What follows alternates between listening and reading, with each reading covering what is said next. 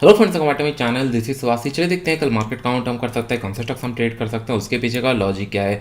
पहले हम लोग वीकली एनालिसिस करेंगे, फिर देखेंगे इंट्राडे के अंदर 15 मिनट चार्ट्स में कहाँ पे हम लोग ट्रेड ले सकते हैं।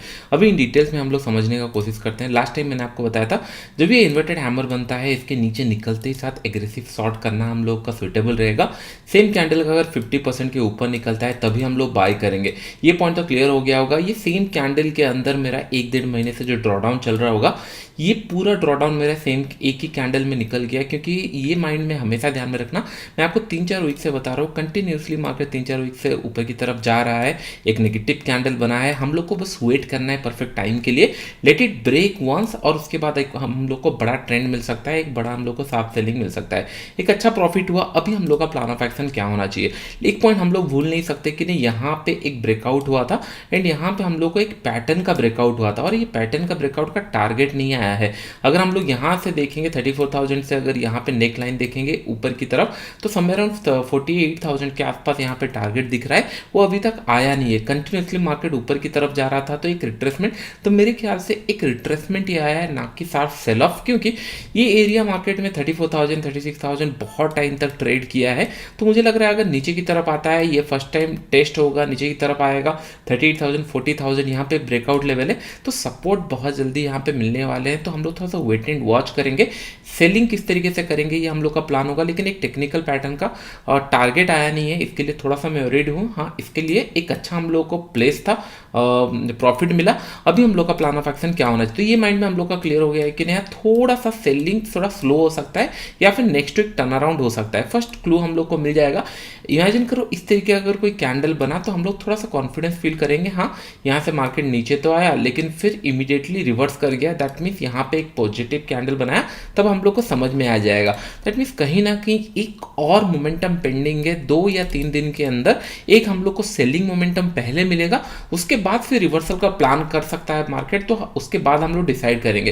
दैट मीन्स पहले हम लोग सेलिंग के लिए प्लान करेंगे 2 से 3 दिन, उसके बाद फिर अगर रिवर्सल आएगा हमको पता चल जाएगा। दैट मीन्स अगर आप यहाँ पे सेल करोगे तो आपका स्टॉप लॉस थोड़ा सा टाइटली ट्रेल होना चाहिए। हम लोग का प्लान ऑफ एक्शन हो गया।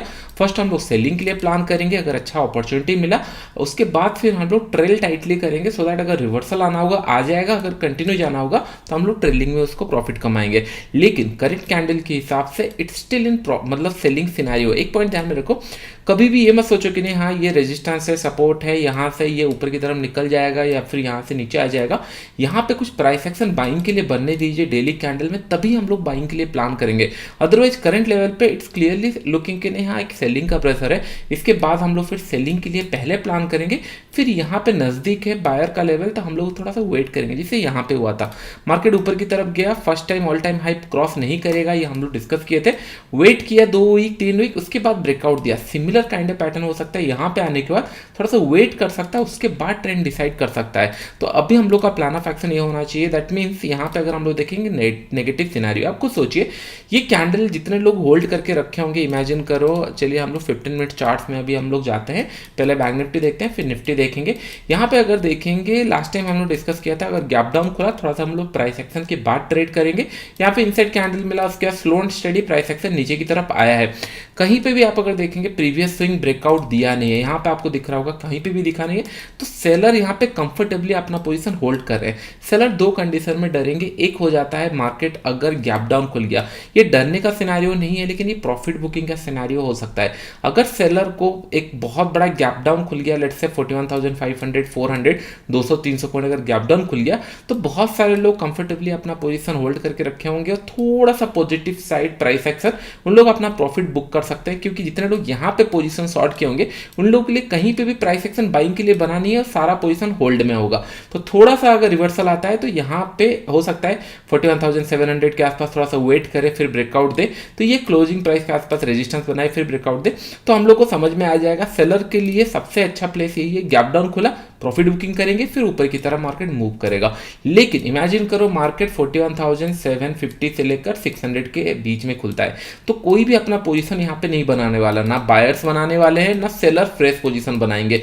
सेलर क्यों नहीं बनाए, क्योंकि ऑलरेडी सेलर्स के पास पोजीशन होगा। अगर ये फिर क्रॉस करता है, इमेजिन करो 41,500 या फिर 600 650 इस लेवल के नीचे अगर क्रॉस करता है, तब सेलर कुछ पोजीशन ऐड कर सकते हैं। बायर कहाँ पे ऐड होंगे, 2 पोजीशन है। अगर ये फिर प्रीवियस स्विंग के ऊपर बनाता है तभी बायर्स ऐड होंगे, अदरवाइज बायर अगर नीचे की तरफ कोई प्राइस एक्शन बनाता है तभी ऐड होंगे, क्योंकि सेलर का पेट भर गया होगा तो चांसेस है यहाँ से थोड़ा सा प्रॉफिट बुकिंग आए। तो ये सारे सिनारियो हम लोग का पॉसिबिलिटी है। तो हम लोग का प्लान ऑफ एक्शन क्या होना चाहिए?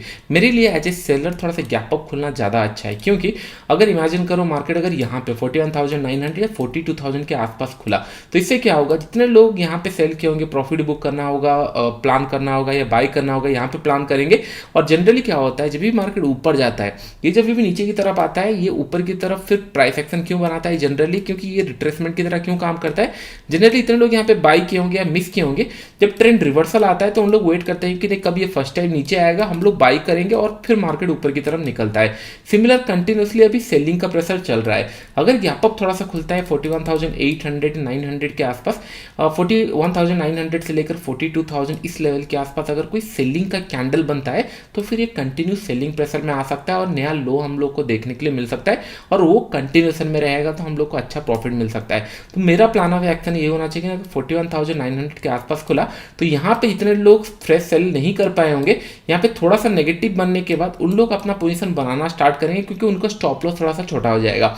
यहाँ से फिर एक कंटिन्यू जा सकता है। तो हम लोग इस कंडीशन में प्लान कर सकते हैं। कल अगर गैप अप खुलता है मैं थोड़ा सा एग्रेसिव रहूंगा दैट टू सेलिंग के लिए।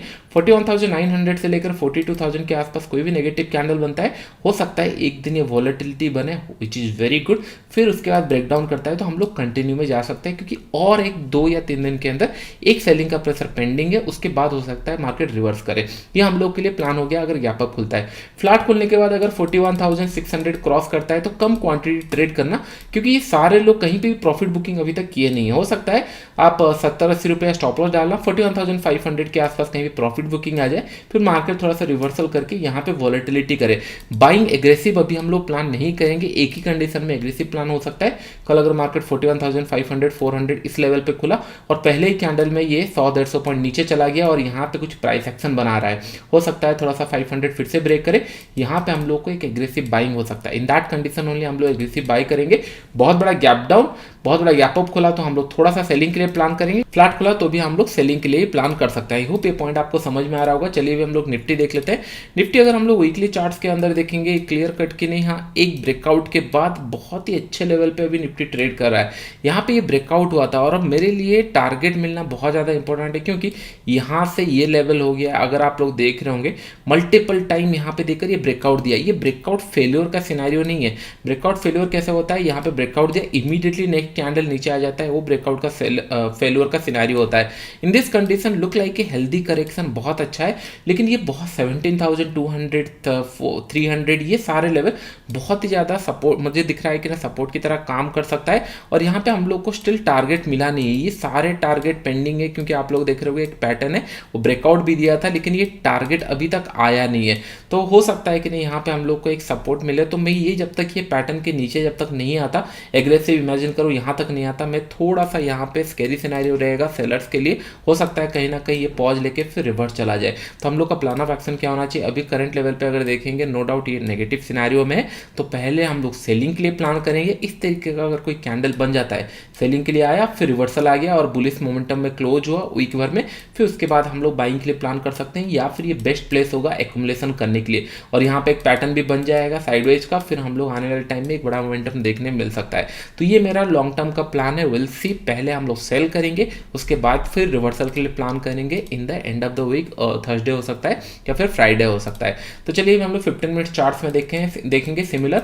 अगर गैप अप खुलता है तो हमारे लिए बेस्ट है, क्योंकि सेलर्स को फिर से अपॉर्चुनिटी मिलेगा एक अच्छा कॉस्टिंग में एंटर होने के लिए। इमेजिन करो 17,950 से लेकर 18,000 के आसपास अगर कहीं पे ये पहुंचता है और यहाँ पे नेगेटिव कैंडल बनता है, तो ये एक रेजिस्टेंस की तरह काम करेगा और फिर नीचे की तरफ आ सकता है। इन दैट कंडीशन हम लोग सेलिंग पोजीशन फिर से ऐड कर सकते हैं।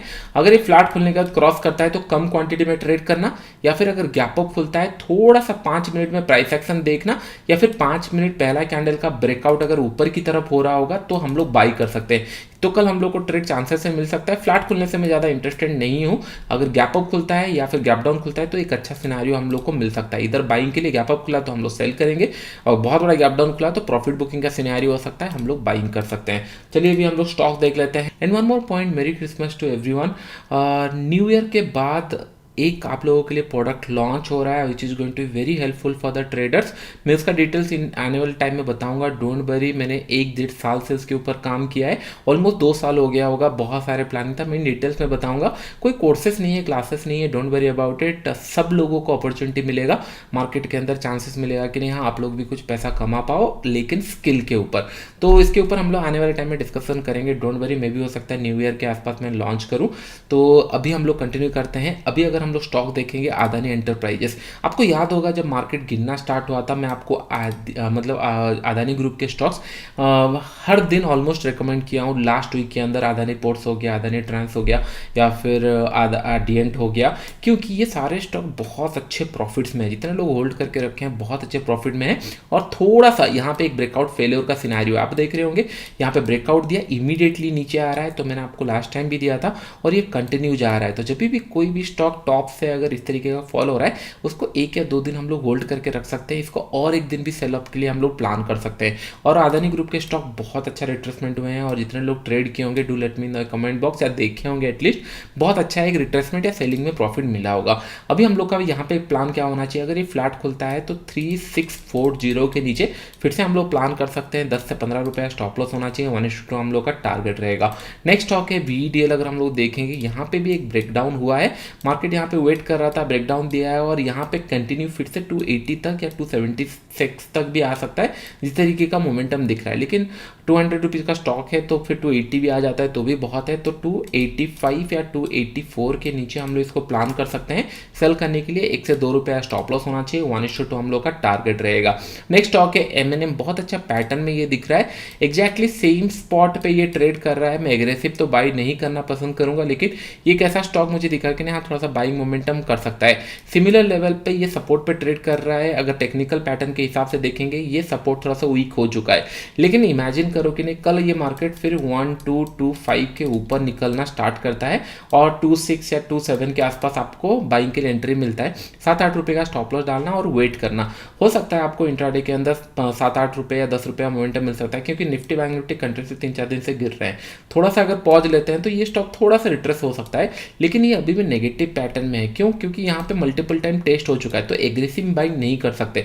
लेकिन कल अगर ये इमेजिन करो 1218 के नीचे खुल रहा है, डायरेक्टली यहाँ पे खुल रहा है, और हम लोग प्लान किए 1226 के ऊपर बाई करने के लिए, तो हमारा परचेस लेवल से ऑलमोस्ट 7-8-10 रुपये खुल रहा है। तो यहाँ पे और मोमेंटम अगर आ भी जाता है तो भी हम लोग को नहीं मिलने वाला, और हम लोग इसको इग्नोर कर देंगे ट्रेड करने के लिए। तो ये छोटे छोटे पॉइंट ध्यान में रखना, बहुत हेल्पफुल होते हैं इंट्राडे में ट्रेड करने के लिए। आई होप ये सारे पॉइंट आप लोग को समझ में आ रहे होंगे। वीडियो अच्छा लगे लाइक कैसे, अभी के लिए इतना ही। Thank you.